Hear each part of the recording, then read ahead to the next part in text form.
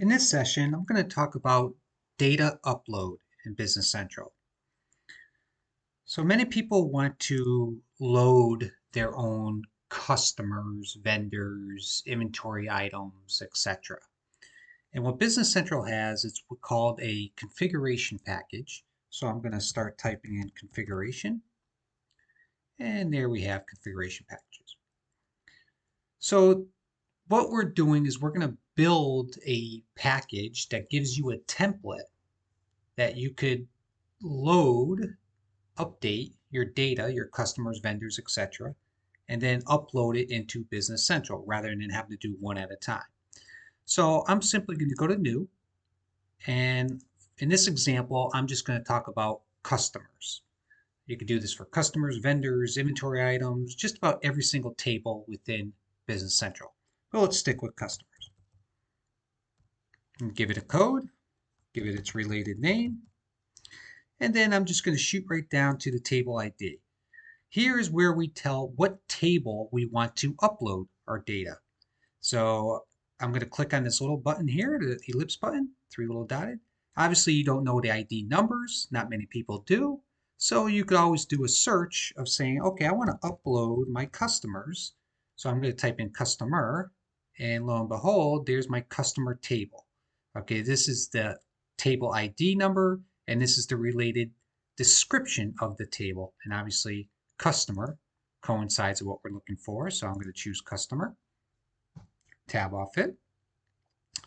And then once I tab off it, it's going to ask you, you have two tables. You're not going to get this all the time, depends on what you're trying to upload, but it's basically related tables that coincide with the customers.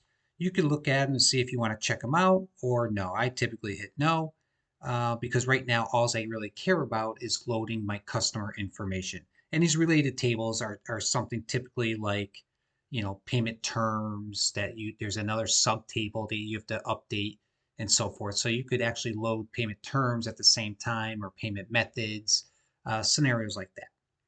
I'm just going to hit no because I would just want to concentrate on just the customer itself.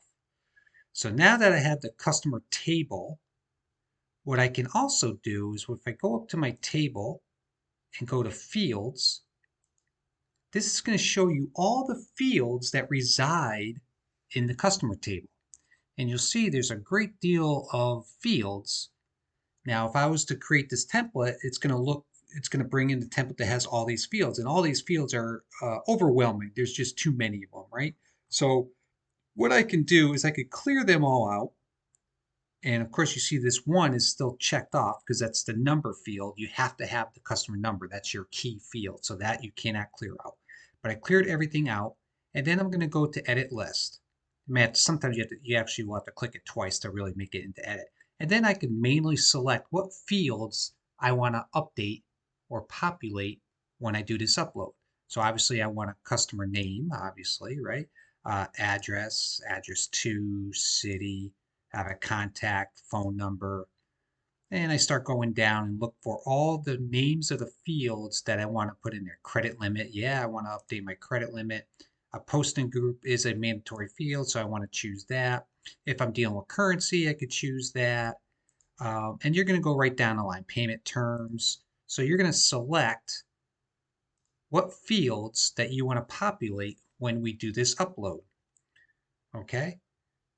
What we can also do is if I want to resort these, because you'll see it's not really, unfortunately, not a nice, easy sequence, right? So I got address to, city, but where's my state and zip code, right? Well, the state and zip code is really all the way further down, okay? Just as an example. So if I keep on scrolling down, here's my postcode. So postcode is zip code, and county is actually the city. So it's way down here. If I really want to I could either leave it as is, or I could actually bring it all the way up by using this move up, move down. It is one character at a time, excuse me, one line at a time. So I would have to go all the way and keep on clicking to bring this all the way up if I chose to. Okay, I'm not going to go all the way up there, but I can do that. So that way it's a nice way, a nice flow when I update my Excel file template. Okay, So now that I'm happy and I'm content with all the fields, then I'm going to close out. I'm going to close out again, and you'll see I have my customers. And the first step I'm going to do is create that template. And this template's going to allow you to update. It's Excel based. And then once that's updated with the data, your raw data, then we'll run the routine of actually populating it in Business Central. So what I'm going to do is I'm going to go to Package, Export to Excel. And this exports any existing data that's in there. And in this case, you'll see I have already 5 customers in there. Okay. So what I can do is I either can leave these customers as is, or I could update them, because if I update any of this, whether I update the name, address, whatever I change, it's going to find a match and say, oh, so in trade research, maybe maybe I want to update a PO box. So I could do PO box, 123. So what it's going to do, once it finds an update, it's going to say, oh, there's a change. So this change is going to actually populate this one change. So basically, it kind of replaces all the data. So if it's all the same, then you're not going to know any different, right? And then from here, I could start adding new ones. So here's 60,000, and this is my new customer. And I'm going to go 1 Main Street, and I'll do Suite 55, and so forth, right? And I'll just stop there. Well, I'll do, did I know this is a mandatory? My credit limit is going to be $100. Okay. So I could add all, so, and I'm just going to go to my next number. Of course, you need to give it the number. So it's 7,000, and I'll just do second customer, and I'll just stop there, because you'll get the point. You could just add, you're going to add to the existing customers. Or if you're afraid you don't want to change any of the data itself, then you could actually go ahead and delete these lines if you feel that you don't want them any longer. Okay? Please do not change any of the columns. You can't add columns, you can't delete columns, you can't move them around. Well, technically, of course, you can, but that's going to throw the template off, because it is a fixed template. This is the way you spit it out, is the way it needs to go back in. So once you start playing with the columns, like I said, delete, add, or change them around, it's not going to work anymore. It's just not going to update the data like you want it to.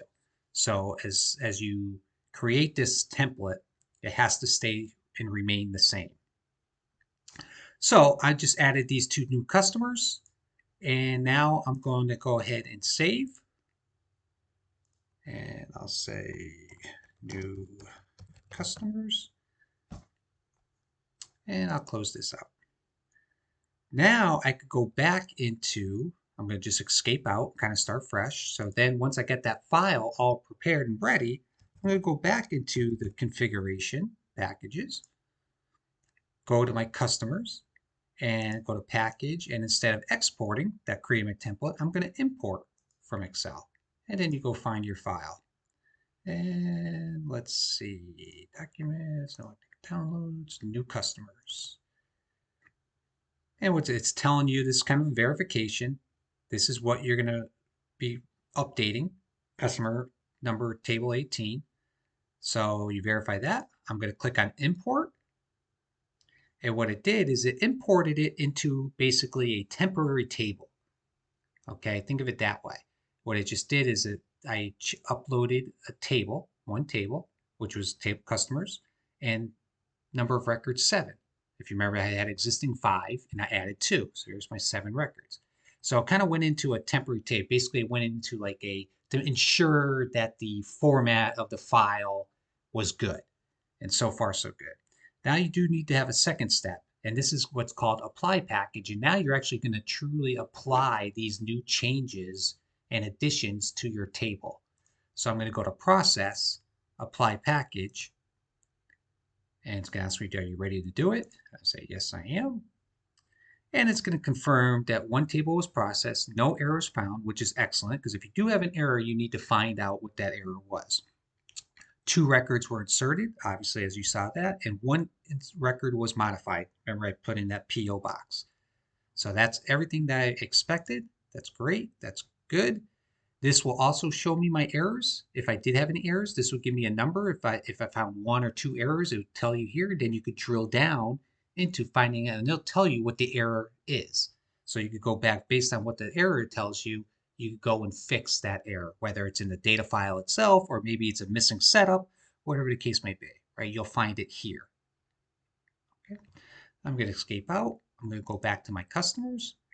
And you'll see here's my new customer and second customer.